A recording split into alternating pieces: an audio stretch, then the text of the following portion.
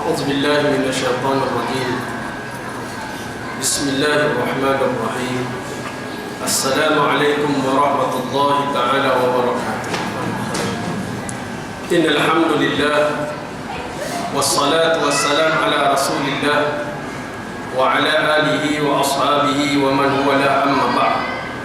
قال الله تعالى في الكتاب العزيز بعد أعوذ بالله من الشيطان الرجيم: شهر رمضان الذي أنزل فيه القرآن هدى للناس وبينات من الهدى والفرقان. صدق الله العظيم. Yang dimuliakan Tuan Pengurusi Surau, Tuan Imam, Tuan Bilal, PJK Surau serta muslimin muslimah yang dirahmati Allah. Pertama dan selamanya kita harus mengucap Alhamdulillah kerana Allah beri kita dua nikmat. Pertama, Allah beri kita nikmat Islam. Yang kedua, Allah beri kita nikmat iman. Dengan adanya dua nikmat itu, maka kita masih lagi dipilih oleh Allah untuk istiqamah duduk dalam surau pada malam yang ke-20, untuk kita mengimarahkan pada malam-malam Ramadan, terutama pada malam-malam yang terakhir. Kita dah mula masuk malam yang terakhir. Nah, malam yang terakhir ni tuan-tuan, sepatutnya kita semakin laju, semakin bersemangat untuk mengejarkan kebebasan daripada api neraka. Seperti mana orang yang berlari 400 meter, semakin hampir ke garisan penamat, semakin laju, bukan semakin lambat, semakin laju untuk dapat ke garisan penamat. Begitu juga dengan kita. Dan juga kita kena ingat sirah Rasulullah SAW. Sahabat-sahabat Nabi dulu, ketika mana di akhir Ramadan, tuan-tuan, mereka lebih banyak menangis daripada ketawa, tuan-tuan. Sebab apa? Mereka rasa sedih kerana Ramadan akan meninggalkan mereka. Maka mereka rasa sedih. Sebab kalau boleh, dia kata biarlah Ramadan sepanjang tahun. Ini sahabat Nabi yang ditarbiah oleh Nabi SAW. Tuan-tuan muslimin muslimat dirahmati Allah, kita duduk sekejap ni untuk tazkirah. Tazkirah ni peringatan. Tazkirah peringatan. Tazkirah ni tuan-tuan, bukan kita nak, tapi Allah suruh. Nah, kalau macam tempat saya di Pulau Indah tu, ada orang kata, dia kata buat apalah bulan-bulan Ramadan ni, buat apa nak tazkirah lagi ustaz? Kita dah ada dah kuliah-kuliah maghrib pada bulan-bulan lain, biarlah bulan Ramadan ni kita buat tarawih je dah, tak payah tazkirah. Dia kata gitu. Tuan-tuan kena ingat, Allah pesan apa? Allah kata wa dzakir fa inna dzikra tanfa'ul mu'minin. Allah kata wa dzakir, dan sentiasa beri peringatan. Sentiasa beri peringatan. Fa inna dzikra tanfa'ul mu'minin, kerana peringatan itu memberi faedah kepada orang mukmin. Beri faedah. Sebab apa kena beri peringatan, tuan-tuan? Kadang-kadang kita ni manusia, tuan-tuan, bila manusia ni kadang-kadang lupa kita. Sebab apa kata lupa? Sebab kadang-kadang manusia tu nampak surau tu pada bulan Ramadan sahaja. Pada bulan lain dia tak nampak surau. Bila bulan lain dia tak nampak surau, bila bulan Ramadan dia datang surau, maka bulan Ramadan lah kita bagi tazkirah dekat dia. Bulan Ramadan lah kita beri peringatan dekat dia, supaya selepas Ramadan dia kekal berada di surau, sentiasa sembahyang berjemaah di surau. Nah, jadi tazkirah tu sentiasa beri. Juga sesuai dengan hadis Nabi SAW. Nabi kata fadlul ilmi ahabba ilayya min fadlil ibadah wa khairid dinikum al-wara. Kata Nabi SAW, kelebihan ilmu itu lebih aku sukai daripada kelebihan beribadah, dan kebaikan dalam agama kamu adalah wara'. Nabi suka pada orang yang banyak duduk dalam majlis ilmu daripada melakukan ibadah-ibadah sunat yang lain. Kalau bertembung di antara majlis ilmu dan ibadah sunat, maka kita duduk dalam majlis ilmu itu lebih afdal. Tapi malam ni tuan-tuan, kita dapat dua-dua. Kita solat tadi, solat sunat tarawih. Sekarang kita duduk pula majlis ilmu. Ni tazkirah ni dipanggil majlis ilmu. Solat tarawih tadi ibadah kita dapat, majlis ilmu pun kita dapat. Dua-dua dapat. Nampak tuan-tuan? Tu yang Nabi kata fadlul ilmi ahabba ilayya min fadlil ibadah. Kelebihan ilmu lebih aku sukai daripada kelebihan beribadah. Baik tuan-tuan muslimin muslimat yang dirahmati Allah. Tuan-tuan, kita baru saja menyambut nuzul Al-Quran. Dan hari Jumaat, hari Rabu kita cuti nuzul Quran 17 Ramadan. 17 Ramadan, kenapa sambut nuzul Quran itu turunnya Al-Quran pada 17 Ramadan, sedangkan Al-Quran itu turun pada malam Al-Qadar, malam Lailatul Qadar, malam Al-Qadar. Kenapa kita sambut pada 17? Baik, kita sambut pada 17 Ramadan sebab wahyu pertama yang turun kepada Nabi SAW iaitu surah A'la, iaitu Iqra bismi rabbikal ladzi khalaq. Surah tu turun dengan Nabi pada malam 17 Ramadan. Maka wahyu pertama turun kat Nabi 17 Ramadan, maka kita pun ambil 17 Ramadan sebagai turunnya Al-Quran. Nah, sedangkan Allah kata syahrul Ramadan alladzi unzila fihi al-Quran hudan linnas wa bayyinatin minal huda wal furqan. Allah kata Ramadan ini yang kamu berpuasa di dalamnya telah diturunkan di dalamnya Al-Quran. Turun Al-Quran hudan linnas sebagai petunjuk kepada manusia. Nampak tuan-tuan? Allah bagi tahu hudan linnas, petunjuk kepada manusia. Sama ada manusia itu Islam atau kafir, petunjuknya adalah Al-Quran. Tak boleh pergi tuan-tuan, tak boleh pergi tempat lain. Dia mesti Quran. Yang Quran ini Allah kata sibghatullah wa man ahsanu minallah sibghah. Al-Quran itu sebagai acuan Allah, celupan Allah, acuan dan celupan Allah. Wa man ahsanu minallah sibghah. Siapa lebih baik acuannya selain daripada Allah? Maka nak tak nak kita sebagai hamba Allah kena ambil Quran sebagai panduan, sebagai jalan, tuan-tuan. Tuan-tuan, saya bagi tahu, saya tak tanya makcik-makcik belakang, kakak-kakak di atas sana.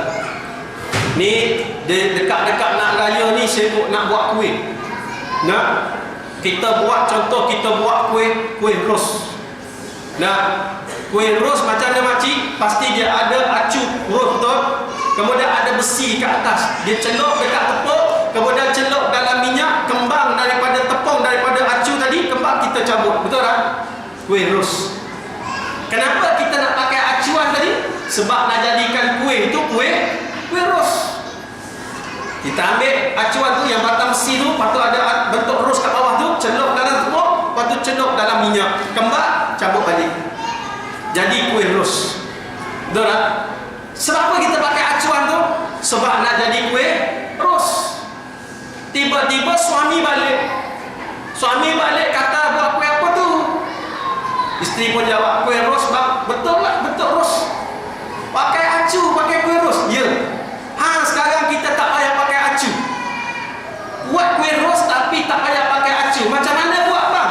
Dia pun, suami dia datang, dia kumpul-kumpul tepung dalam mangkuk ni, dia pun masuk dalam minyak. Dia kumpul dalam tangan dia, dia kuat-kuat itu, lepas tu dia masuk dalam minyak. Jadi tak bentuk ros? Jadi tak bentuk ros? Tak jadi tu tuan. Sebab apa tak jadi bentuk ros? Sebab dia tak pakai acu. Jadi kuih apa? Jadi cokodok lah tuan. Dia jadi cokodok lah sebab dia gumpal-gumpalkan tangan masuk dalam kuali. Nah, jadi cokodok, dia tak jadi kuih ros sebab dia tak pakai acuan kuih ros. Begitulah Islam. Umat Islam, bila mana kita menjadi orang yang beriman, mestilah panduan kita, jalan kita mesti berpandu kepada Al-Quran. Tuan-tuan, Allah kata ya ayyuhalladzina amanu kutiba alaikumus siyam kama kutiba alal ladzina min qablikum la'allakum tattaqun. Wahai orang-orang yang beriman, diwajibkan ke atas kamu berpuasa seperti mana orang-orang sebelum kamu, mudah-mudahan kamu menjadi orang yang bertakwa. Nampak tuan-tuan, ayat ni komplit. Ayat ni komplit tuan-tuan. Pertama Allah seru, orang-orang yang beriman, kata Allah, ya ayyuhalladzina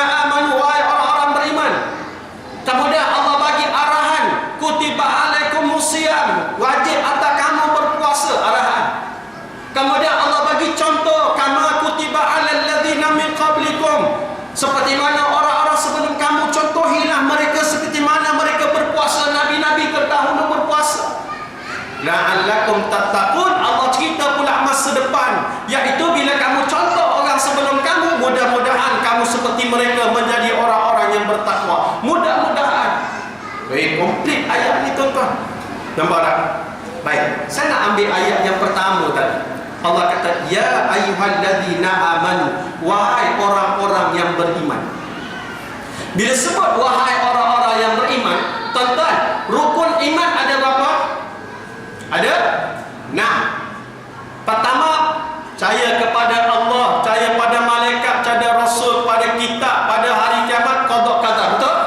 Kat mana sebut puasa? Ada tak sebut puasa? Tak sebut. Dia sebut puasa dekat rukun Islam. Rukun Islam ni apa? 5. Syahadat, solat, puasa, zakat, haji. Rukun Islam yang sebut puasa, rukun iman tak sebut puasa. Tapi ayat ni Allah kata, ya ayyuhalladzina amanu, wahai orang-orang yang beriman. Kenapa Allah tak sebut ya ayyuhal muslimun, wahai orang-orang Islam? Kutiba alaikumusiyam, diwajibkan ke atas kamu berpuasa. Nampak tak? Allah tak sebut tentang orang Islam, Allah sebut orang beriman. Kenapa tak? Sebab nak beritahu dengan kita, orang Islam dengan orang beriman berbeza. Jangan kita ingat semua orang Islam beriman. Tak. Nah, berapa ramai orang Islam yang berpuasa tapi tak solat? Berapa ramai orang Islam yang berpuasa tapi tak tutup aurat? Berapa ramai orang Islam yang berpuasa baca Quran tapi tolak Quran? Nampak tak? Beriman tak? No. Sebab Nabi kata, laisa al-iman bitamani wala bitahali walakin huwa ma waqara fi qalbi wa sadaqal al-amal. Nabi kata, iman bukan bertutur di lidah. Iman bukan sekadar bertutur di lidah, bukan dari segi perhiasan pakaian menunjuk kita orang beriman. Walakin huwa ma waqara fi qalbi wa sadaqal al-amal. Akan tetapi iman itu mestilah diikat dalam hati, ditunjuk dengan perbuatan. Kena tunjuk dengan perbuatan. Orang beriman mesti solat. Orang beriman mesti tutup aurat. Orang yang beriman mesti mengikut segala perintah yang Allah tetapkan. Maka dipanggil orang beriman. Kalau tidak, dia sekadar Islam, dia tidak beriman. Boleh faham tak? Pasal tu Allah kata tadi, bila sebut tentang rukun Islam ada 5, yang ketiga itu puasa. Bila mana Islam memerlukan kepada iman. Bila Islam memerlukan kepada iman, tuan-tuan, tengok rukun iman ada 4. Pertama, percaya pada Allah, percaya pada Rasul, malaikat, kitab. Yang keempat, kitab apa dia? Al-Quran. Al-Quran. Bila Allah kata ma anzalna alaikal Quran litashqa illa tazkiratan liman yakhsha. Allah kata, kami tidak menurunkan Al-Quran itu sebagai untuk menyusahkan diri kamu, tetapi Al-Quran itu turun untuk memberi peringatan kepada orang yang takut kepada Allah. Quran itu turun bukan untuk susahkan kita, tetapi Quran itu turun untuk beri peringatan kepada orang yang takut dengan Allah. Tuan-tuan, sebab tu Islam menggariskan kita 5 benda kena jaga. 5 benda kita kena jaga. 5 perkara kita kena jaga. 5 perkara. Pertama, kita kena jaga agama. Kita kena jaga agama. Orang Islam kalau tak boleh nak jaga Islam, siapa nak jaga Islam? Betul. Orang Islam kalau tak boleh menaikkan syariat Islam, siapa nak naikkan syariat Islam? Orang Islam kalau tak naikkan undang-undang Islam, siapa nak naikkan undang-undang Islam? Orang Islam kalau tak nak melaksanakan syariat Islam, siapa nak laksanakan syariat Islam? Dan orang Islam sendiri tak nak, agak-agak orang kafir nak, tak? Confirm lah, walan tarda anka yahudu wan nasara hatta tattabi'ah millatahum. Tidak akan redha orang Yahudi dan Nasrani terhadap Islam ni sehingga kamu ikut cara hidup mereka. Itu pun mereka tak akan redha. Makna orang kafir tak akan redha dengan Islam. Tapi kalau orang Islam pun tidak redha dengan Islam, apa nama dia sebagai seorang Islam? Pertama, jaga agama. Bila kita jaga agama, tuan-tuan, kita keluar daripada medan ini, medan Ramadan ini, tu yang Allah kata la'allakum tattaqun, mudah-mudahan kamu menjadi orang yang bertakwa. Sebab kita tabiah diri kita dalam bulan Ramadan. Ada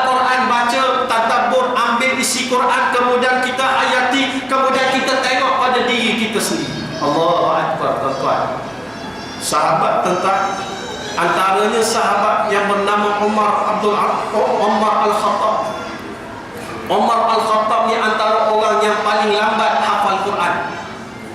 Kenapa Umar lambat hafal Quran? Sebab Umar ni dia ambil satu ayat, dia hafal, kemudian dia tadabbur ayat tadi, kemudian dia tengok siapa yang turun pada ayat ni, kemudian apa pengajaran, dia dah faham satu ayat, bila mana dia dah tahu segala tafsir ayat ni, baru dia pindah ayat lain. Ni Umar. Sayyidina Umar. Allah. Kita cepat nak hafal,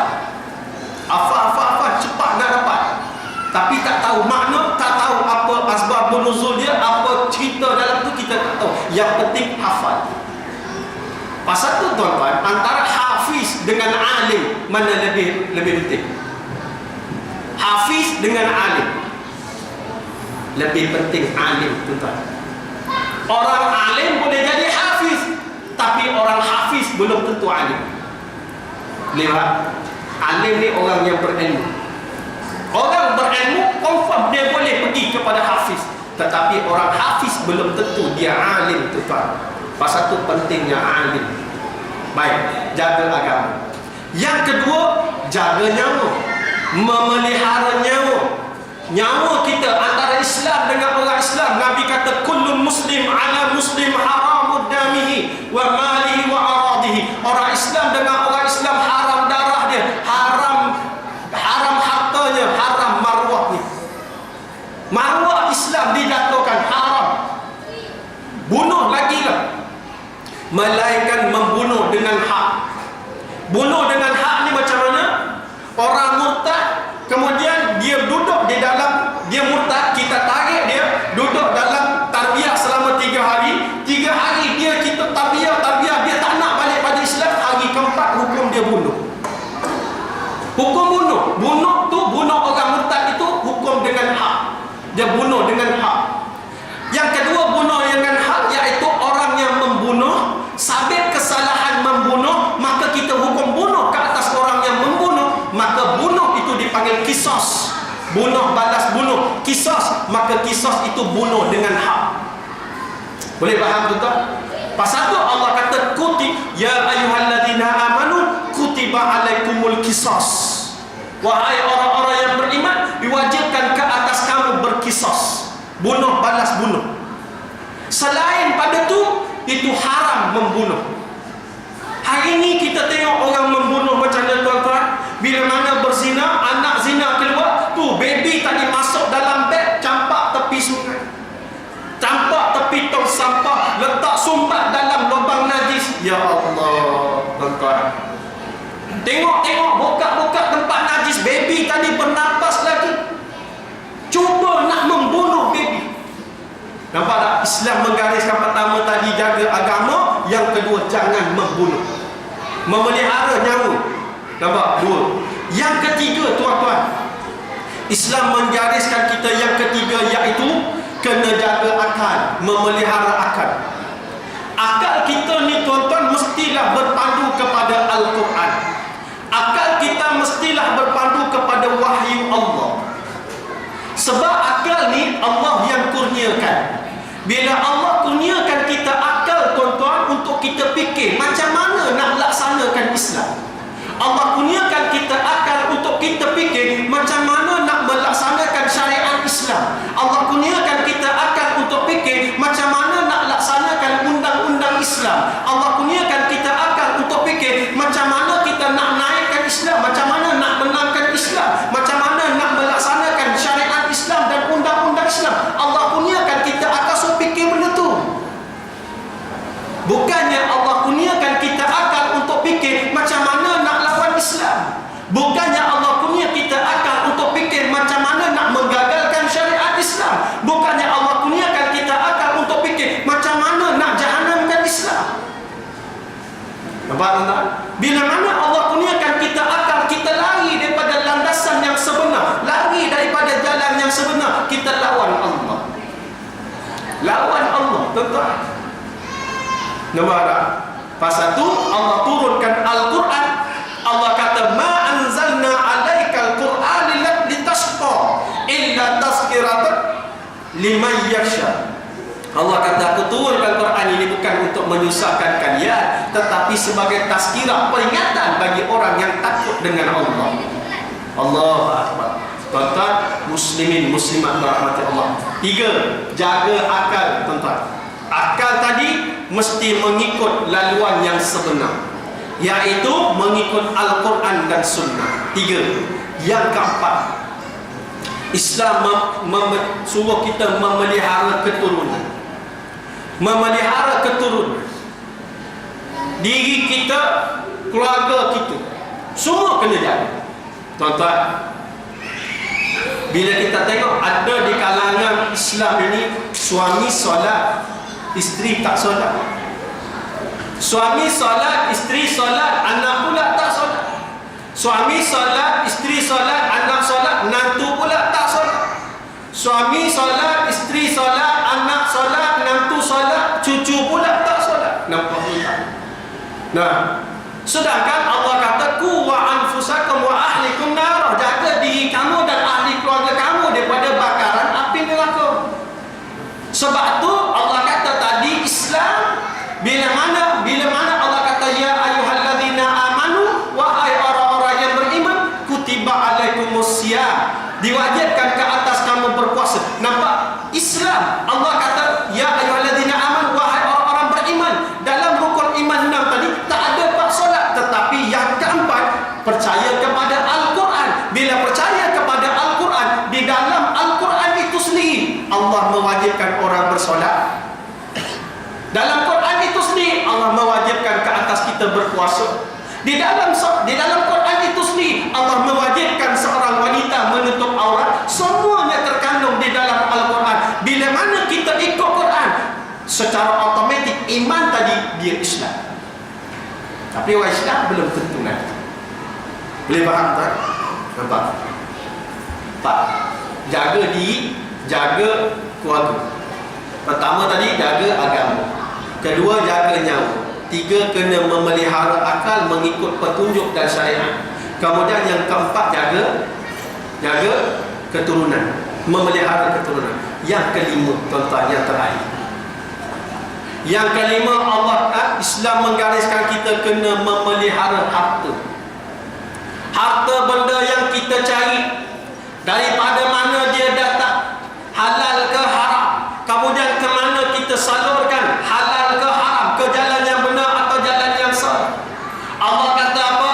Allah sebut di dalam Quran, yauma la yanfa'u malun wala banun illa man atallaha biqalbin salim. Allah kata, kamu datang jumpa aku yauman, hari ini kamu datang jumpa aku, kata Allah, membawa mal, harta, membawa banun, iaitu anak pinak kamu. Jumpa aku, kata Allah, bawa harta dan anak pinak. Berapa harta tuan-tuan ada? 250,000, 500,000, 1,000,000, 1.2, 2.6. Tuan-tuan ada semua tu, bawa jumpa depan Allah. Kemudian kamu ada anak berapa? 5, 6, 7, 8, 9, 10. Bawa depan Allah. Allah kata, aku reject semua.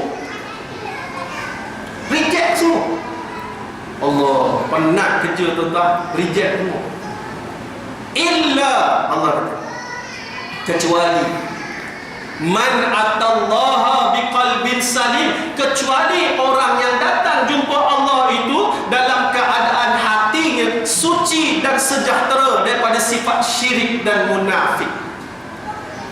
Suci daripada sifat syirik dan munafik.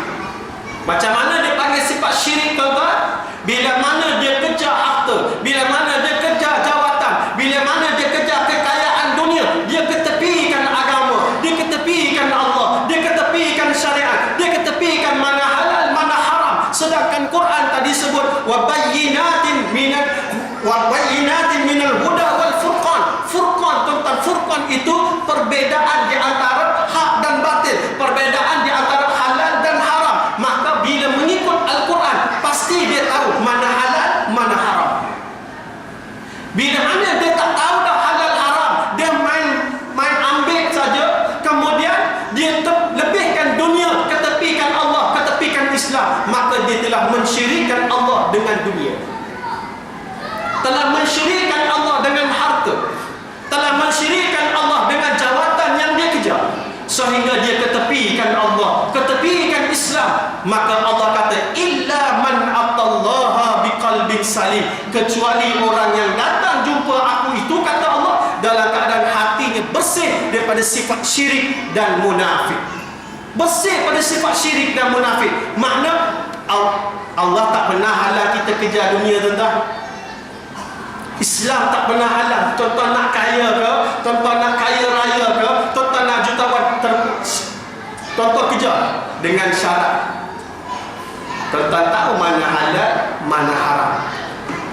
Tuan-tuan ingat pada agama, tuan-tuan tidak lupakan agama. Dengan ada kekayaan, kita makin dekat diri dengan Allah. Tuan-tuan, sahabat-sahabat dulu kaya, tuan-tuan. Abdul Rahman bin Auf kaya tak kaya? Kaya. Dulu sahabat-sahabat Osman bin Affan kaya tak?